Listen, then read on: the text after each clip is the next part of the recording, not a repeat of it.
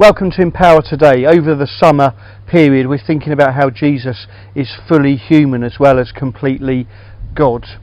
And we're thinking about all the different ways that he's like us, smelling, tasting, seeing, touching, hearing.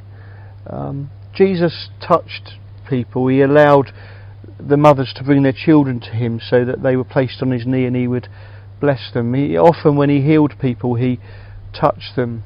He took people by the hand and led them and touched them. Jesus touched people's lives emotionally, spiritually, mentally, but also physically. I've always found it interesting that Jesus, who started his life as a carpenter learning the trade from his dad Joseph, was actually at the end of his life nailed to a wooden cross, piece of wood like this. That he'd worked with for so much of his life, that he'd become an expert in, that he'd got splinters from, that maybe he'd whacked his thumb with a hammer as he was driving a nail in. At the end of his life,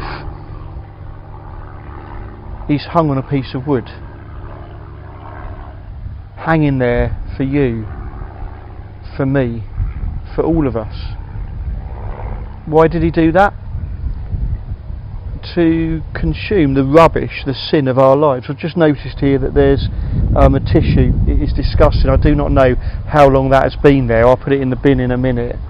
But Jesus, in dying on the cross, was actually saying, I'm consuming all of that rubbish so that there is no barrier between you and God, so that there is no excuse for you to say you can't come to God. How often do we beat ourselves up? How often do we say we're not good enough? And God says, I know you're not good enough, but I love you, and that's why Jesus died in your place. So that all of that rubbish is removed. And all we need to do is say, Jesus, thank you for standing and dying in my place. And I'm sorry for the things that I've done wrong, and I welcome you into my life.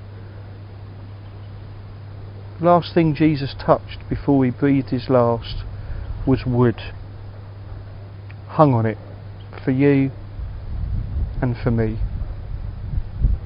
Now that's some kind of carpenter.